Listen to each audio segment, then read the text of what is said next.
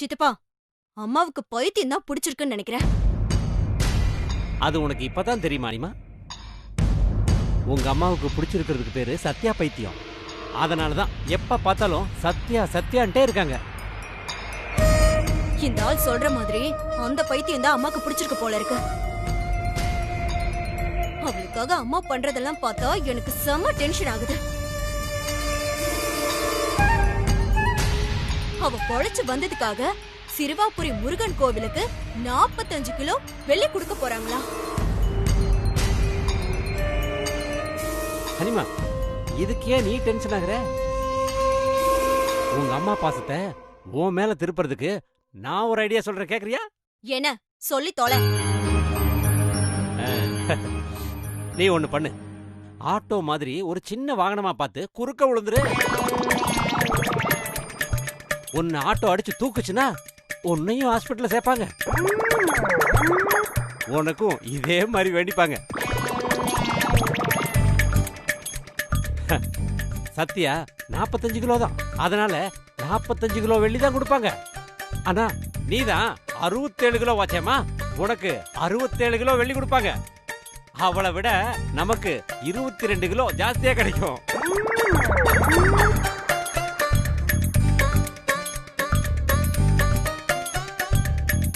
அதுல தர்மகர்த்தாவுக்கு கால்வாசி கமிஷனை கொடுத்துட்டு மீதிய நாம எடுத்துக்குவோம்.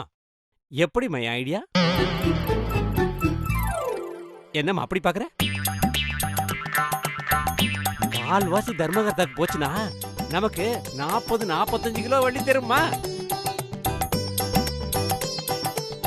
அத வச்சுட்டு புதுசா ஒரு பிசினஸ் ஆரம்பிக்கலாம் இல்லையா? Super idea. தேங்க்ஸ்மா. இப்படி ஒரு ஐடியா சொன்னதுக்கு உனக்கு ஏதாச்சும் ஒண்ணு பண்ணணுமே. என்னமா பண்ண போற? நீ இப்ப என்ன பண்றன்னா சொல்லுமா. நீ என்ன சொன்னாலும் நான் செய்றேன். இப்படியே வெளியில போய் நம்ம வீட்டு தெருவுல இருந்து லெஃப்ட் போய் ரைட் திரும்பினா 100 ஃபீட் ரோட் வரும். அங்க போய் நில்லு. எதுக்குமா? அங்க நின்னு பாத்துட்டு இருந்தனா பெரிய பெரிய லாரியா வரும். ஆமாமா, சில சமயம் பெரிய பெரிய கண்டெய்னர் கூட வருமா. அப்படி வரதுல நல்ல லாரியா செலக்ட் பண்ணி அது வரும்போது நடு ரோட்ல போய் நில்லு. ஐயோ அனிமா, அவனுங்கெல்லாம் நிக்காம போற வண்டிங்களாச்சே. அவனுங்க வரும்போது நடு ரோட்ல நின்னா அடிச்சு தூக்கிட்டுல போயிருவானுங்க. அப்படி அடிச்சு தூக்கி நீ செத்து தொலைச்சிட்டனா நான் ரொம்ப நிம்மதியா இருப்பேன்.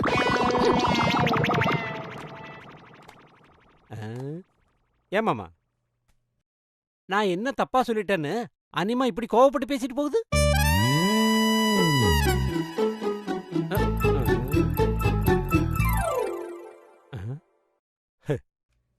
சின்ன மாப்பிள்ள, நான் பேசுனதுல ஏதாவது தப்பு இருக்கா?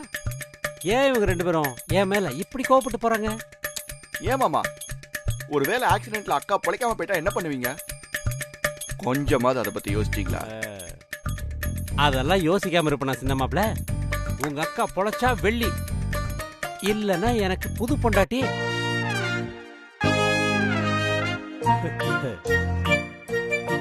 இந்த வீரசிங்க யோசிக்கிற எல்லா விஷயத்திலயும் ஒரு கால்குலேஷன் இருக்கும்.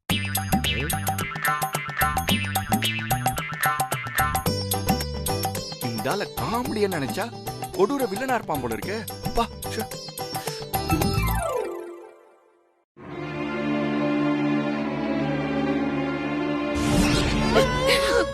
உங்களுக்கு தெரியாது சம்பந்தி, அவளை இவன் கொஞ்ச நெஞ்ச பாடா படுத்தணும். நீங்க முதல்ல கொடுங்க, அப்புறம் என்ன வேணா சொல்லுங்க, நான் கேக்குறேன். கொடுங்க. ஏங்க கொடுங்க. ஏங்க கொடுங்க. நீங்களும் மத்தவங்க மாதிரி சராசரி பொண்ணுன்னு ஒரு நிமிஷத்துல காட்டிட்டீங்க. உங்களை எப்படி நினைச்சிட்டு இருந்தேன் தெரியுமா? ஒரு வார்த்தை கூட இனிமே என்கிட்ட பேசாதீங்க. என்கிட்ட பேச தகுதி நீங்க எழுதிட்டீங்க.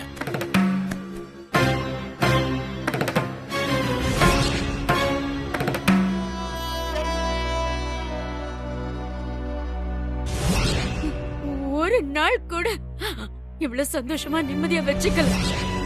சில உறவுலாம் நிறைய விஷயங்களை சொல்லாமலே புரிஞ்சுக்கணும். அப்படி இல்லைன்னா அந்த உறவுக்கே அர்த்தம் இல்லை.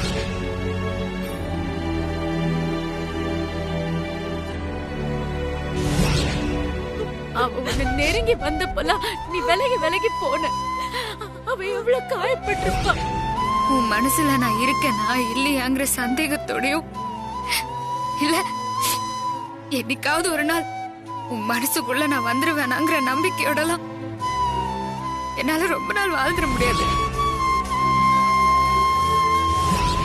என்னை பத்தி நீ முழுசா புரிஞ்சுக்கினு நான் நினைக்கும் போதெல்லாம் இல்லங்கிற மாதிரி ஒரு ஒரு விஷயமும் நீ பண்ணினேதான் இருக்கிற.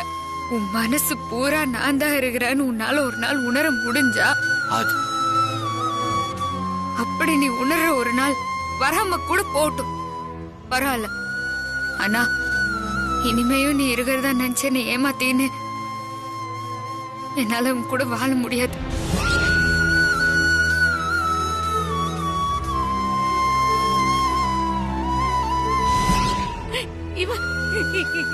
இந்த பாவி பொண்ணு இவன் மேல உயிரையே வச்சிருந்தா.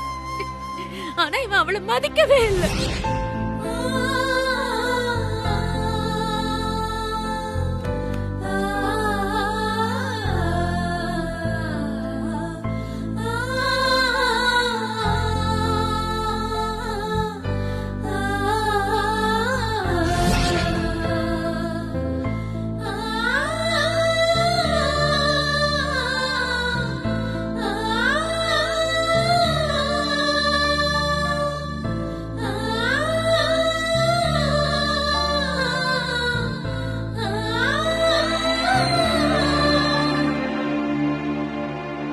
ஏ பிரபு,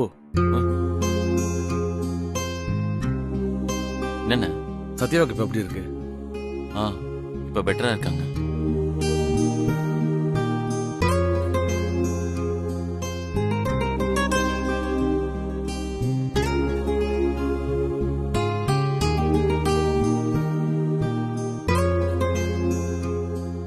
ஹே, இது பாரு, சத்யாவுக்கு குணமாயி சீக்கிரமே நல்லபடியா வீட்டுக்கு வந்துருவா. நீ அதையே நினைச்சு கவலைப்பட்டு இருக்காது. அவங்க நல்லா வந்துருவாங்கன்ற நம்பிக்கை எனக்கு இருக்குண்ணே.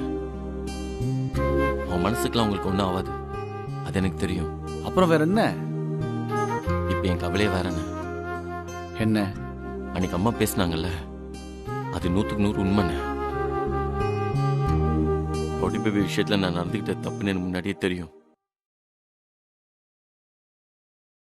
அது எவ்வளவு பெரிய தப்பு, அது அவங்களை எவ்வளவு பாதிச்சிருக்குன்னு எனக்கு அன்னைக்கு தான் தெரிஞ்சிச்சு. என்னோட மனசு மாறுற வரைக்கும் காத்துருங்கன்னு நான் அசால்ட்டா சொல்லிட்டேன்.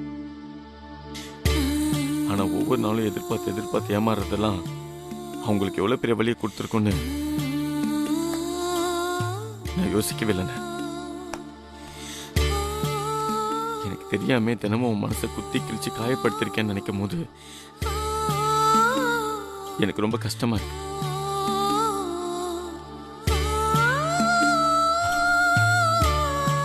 இதுக்கு நான் எதாவது செய்யணும்னா அவன் ரொம்ப சந்தோஷப்படுற மாதிரி, லைஃப் ஃபுல்லா மறக்காத மாதிரி. இல்ல அவன் லைஃப் ஃபுல்லா சந்தோஷப்படுற மாதிரி நான் எதாவது செய்வேன். ஆனா என்ன செய்யறதுன்னு தெரியலண்ணா.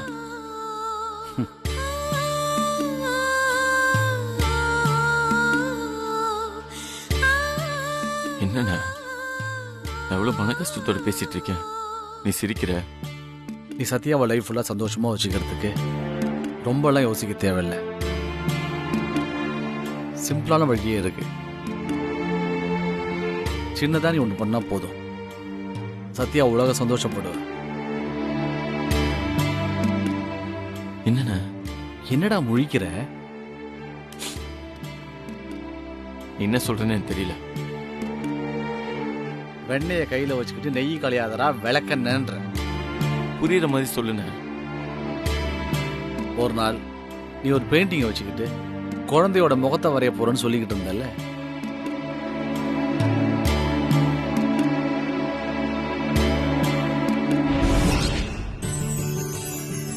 இந்த பாப்பா ஃபேஸ யார் முகத்தை வச்சு வரையலாம்?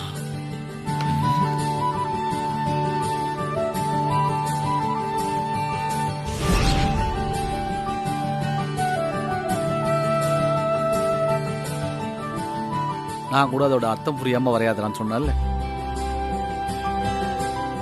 இப்ப அந்த குழந்தை முகத்தை வரையறதுக்கான நேரம் வந்தாச்சு.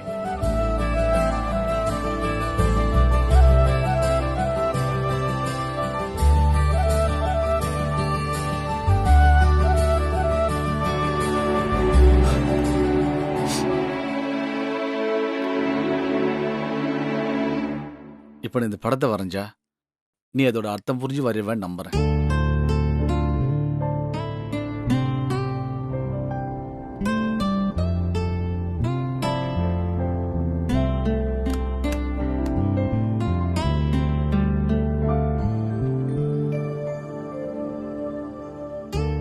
ரொம்ப தேங்க்ஸ்ண்ணே. போ.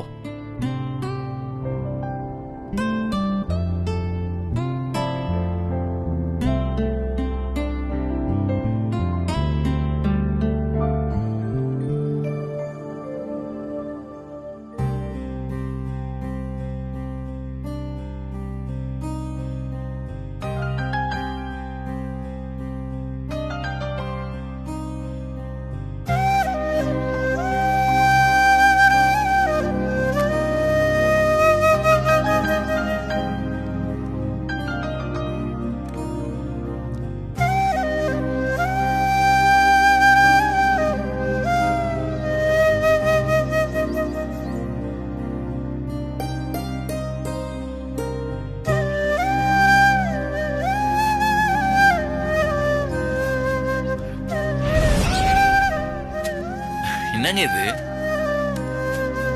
ஓ, போட்டோவா? திறந்து பாரு.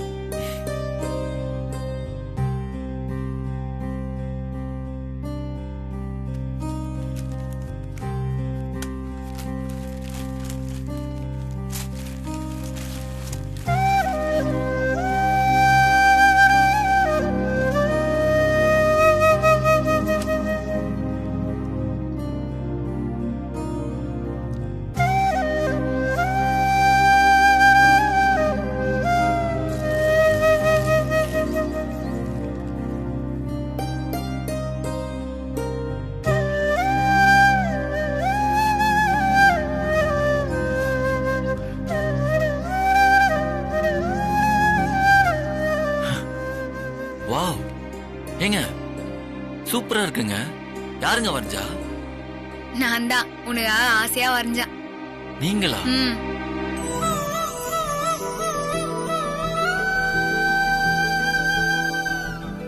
நைஸ். உண்மையில செம்மையா வரைஞ்சிருக்கீங்க. உள்ள பிரிச்சு பாரு.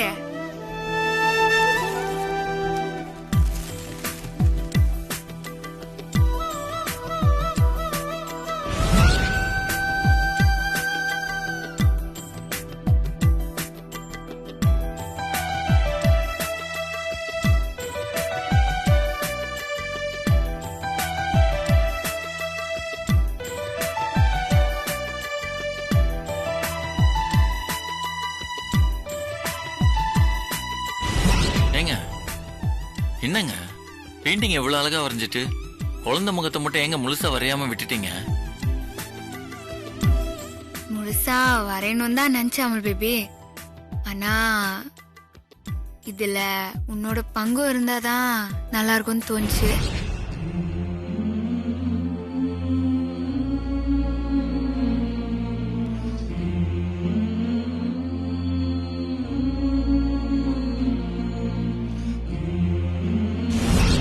பாரு, உண்மையை சொல்லு. நீயும் சத்யாவும் புருஷன் புராட்டியா தான் வாடுறீங்களா?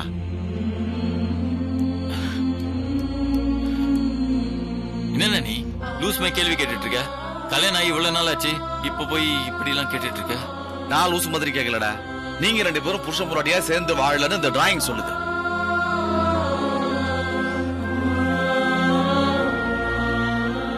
ஒரு பொண்ணோட வாழ்க்கை எங்க முழுமையடையுது தெரியுமா? அவளுக்கு ஒரு குழந்தை பிறந்ததுக்கு அப்புறம் தான். அததான் சத்யா அந்த டிராயிங்ல உனக்கு புரிய வச்சிருக்கு.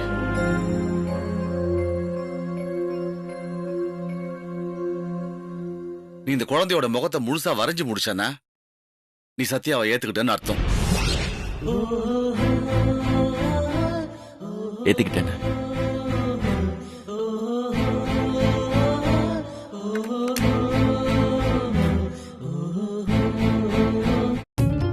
எங்க இருந்து ஆரம்பிக்கலாம்? கண்ணுல இருந்து ஆரம்பிக்கலாம். யார் கண்ணு மாதிரி வரைஞ்சா நல்லா இருக்கும்? என்ன மாதிரி?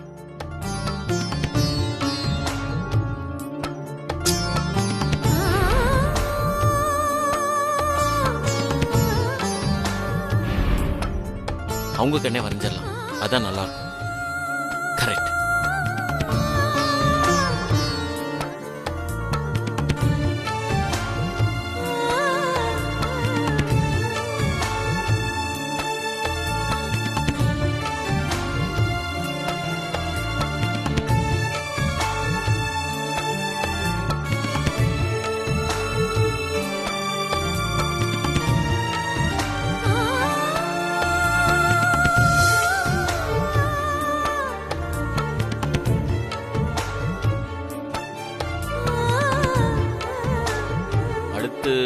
மூக்கு. மூக்கை யார் மாதிரி வரையலாம்? அது நம்மளமே வச்சிடலாம். அப்பதான் அமுல் பேபி பாதி ரவுடி பேபி பாதின்னு ஒரே காம்பினேஷனா இருக்கும். கரெக்ட். நம்ம மூக்கு சரியில்லை.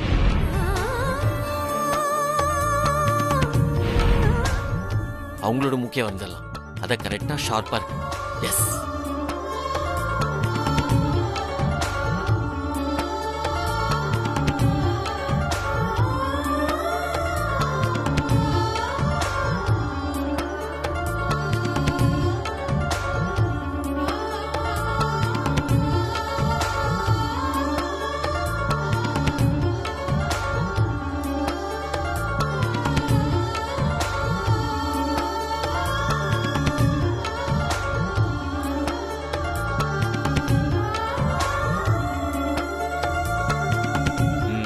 அடுத்தது லிப்ஸ். இதை நம்ம யோசிக்க வேண்டியதே இல்லை. அவங்க லிப்ஸ் தான் நல்லா இருக்கும். அதே வரைச்சிடலாம்.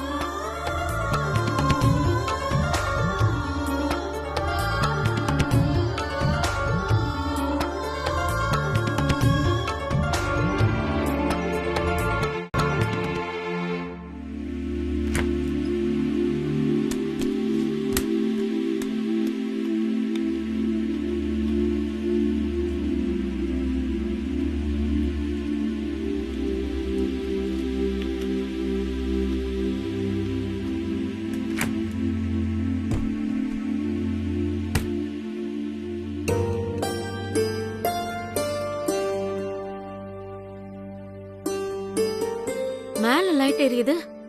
இந்நேரத்துல யார் என்ன பண்ணிட்டு இருக்காங்க?